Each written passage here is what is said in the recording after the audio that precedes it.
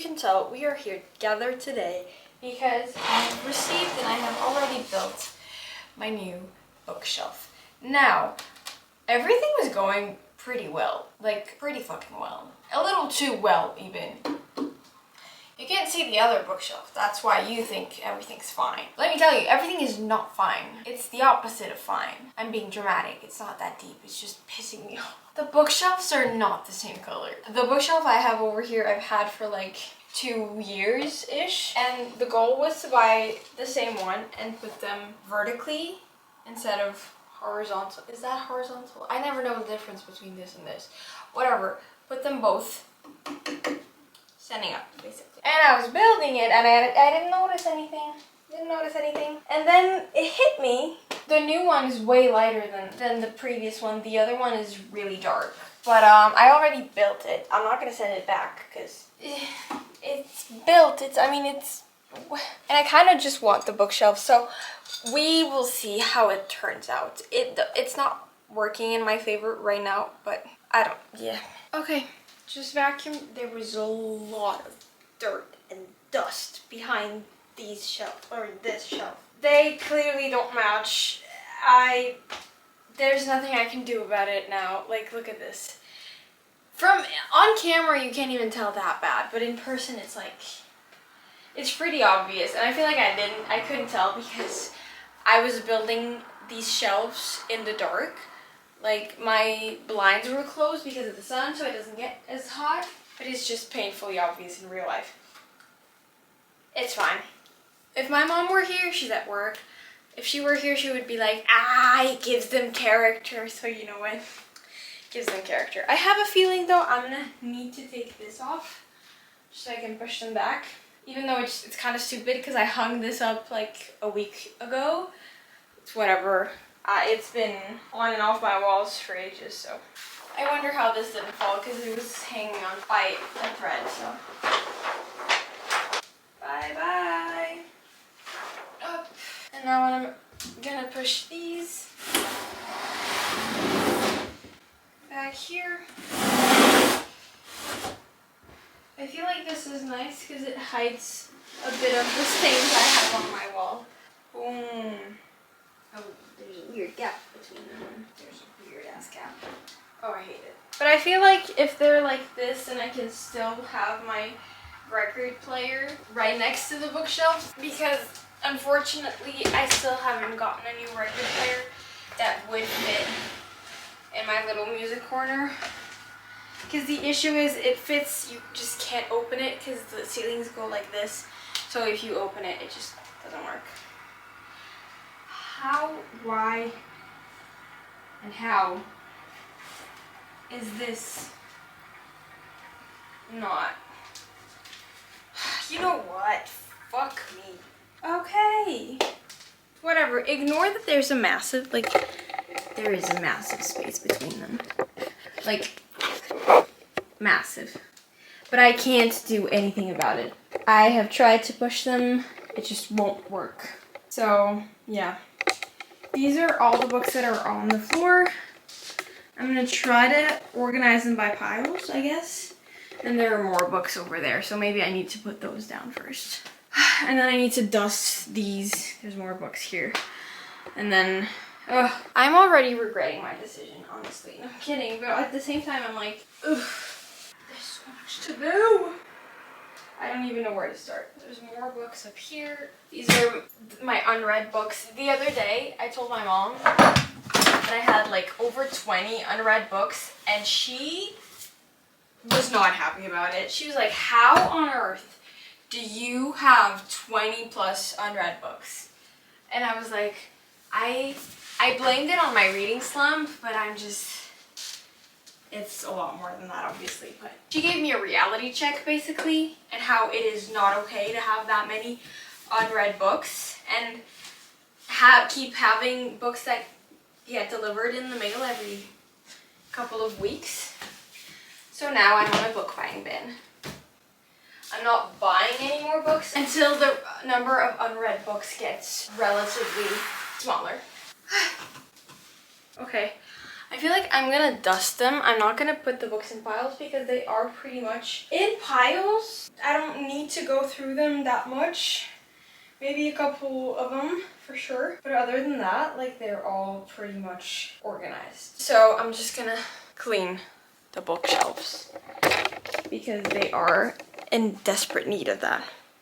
I'm also filming for the TikTok, as you can see. Go follow me on that. I thought I was pretty good at keeping my bookshelves clean. Apparently not. Apparently not. It looks a disaster. There are spider webs on these bookshelves. To be quite frank, I don't really have a plan for the bookshelves. Like, I think I'm just gonna do what I did on the other bookshelf, which was organize them alphabetically by genre. But I want to start with, Jesus Christ, my non-fiction books are disgusting. Like, they have never seen a clean day in their life. Jesus Christ. No, but I think I want to start alphabetically too with the genres, not just in the genres, but like have them, does that make sense?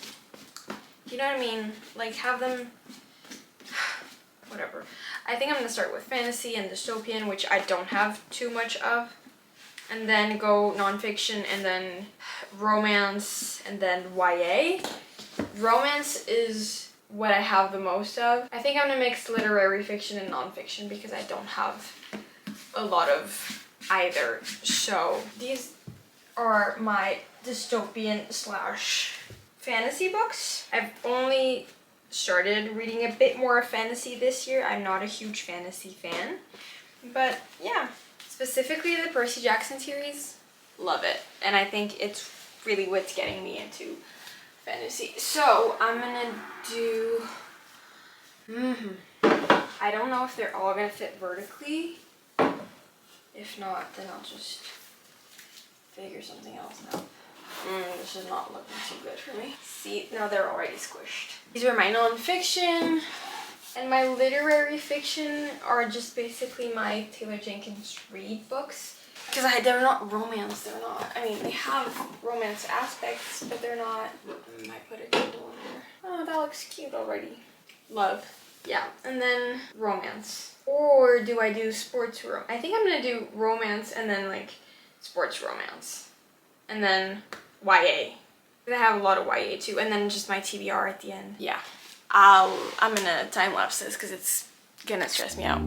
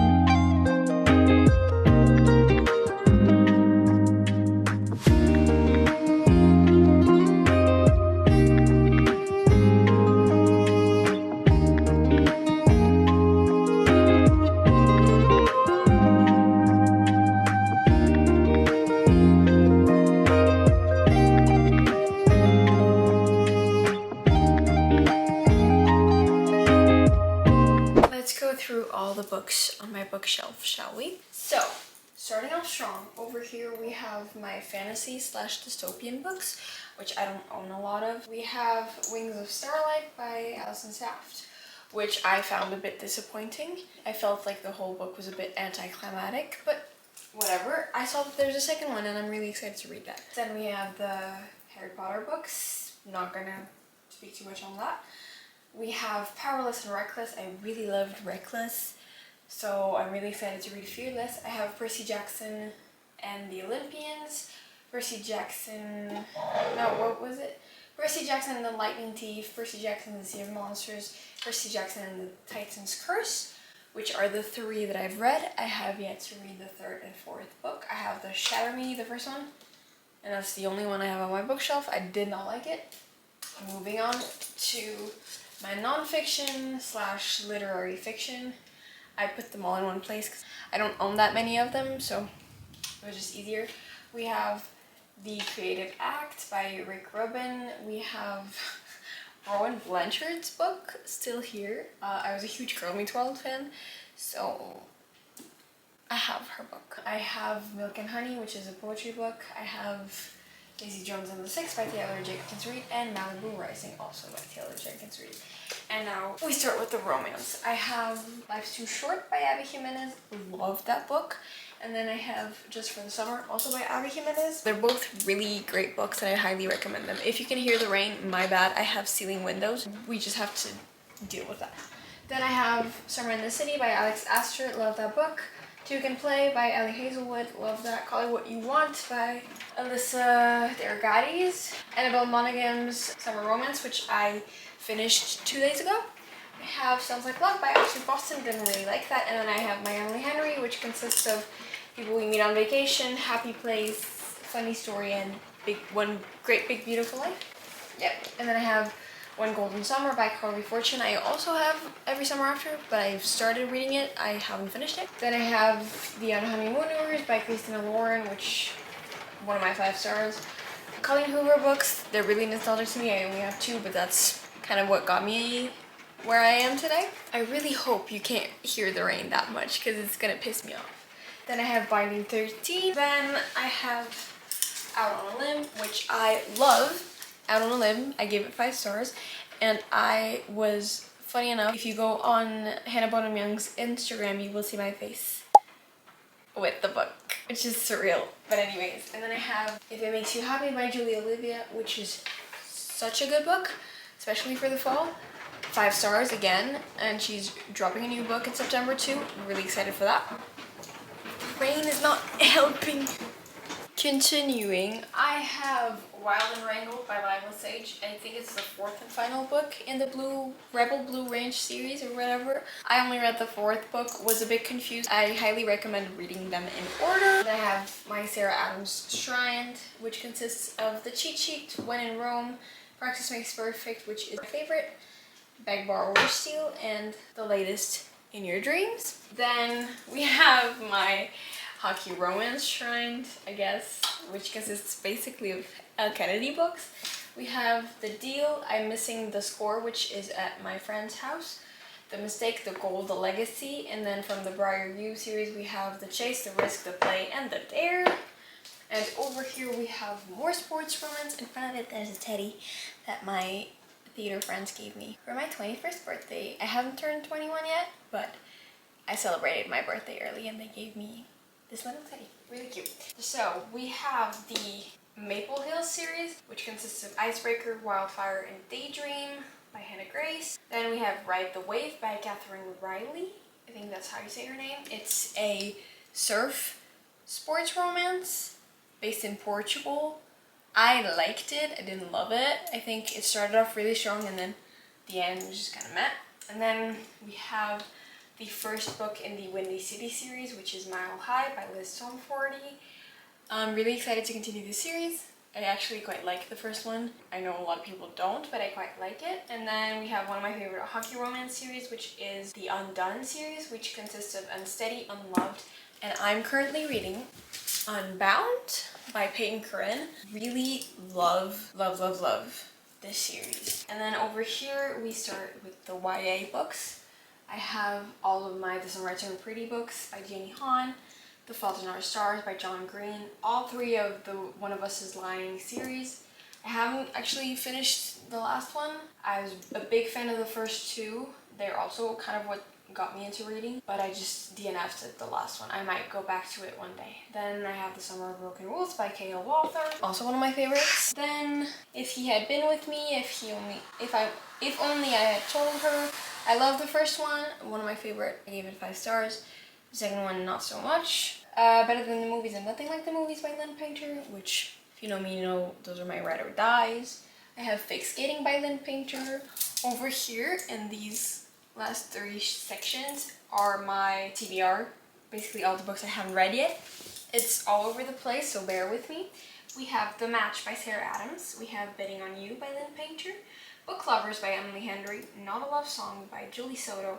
Collide by Valcabra, which I started and never finished, just like I did with Betting on You. It was right after watching Off Campus, and right after watching Off Campus, I was in the biggest slump ever. First and Forever by Lynn Painter and Fearless by Bernard Roberts. Why aren't the Lynn Painter books next to each other? It's beyond me. Anyways, then I have Talking at Night by Claire Varley. I have The Far Way In by Sarah Beth Durst. My Friends by Frederick Bachman, and Deep Cuts by Holly Rickley. I have Heated Rivalry by Rachel Reed. Then I have Into the Blue by Emma Brody, The Hunger Games by Susan Collins. I have the last two Percy Jackson books, which are The Battle of the Labyrinth and The Last Olympian. I have Promise Me Sunshine by Kara Bastone, The Song of Achilles by Madeline Miller, and People We Meet on People Watching by Hannah Bonham Young, B.K. Borison's Love Life Farms, and Everything I Know About Love. And like I said, Every Summer After is right over there, but I'm finishing Unbound, and then maybe reading Every Summer After. I don't know. I'll decide that later. But yeah, it's pretty much my bookshelf, guys. I love it. Look at her. Look at her. That's basically it, guys. I hope you guys enjoyed this video. If you did, leave a like, comment, subscribe, and I'll see you guys very soon. Hopefully.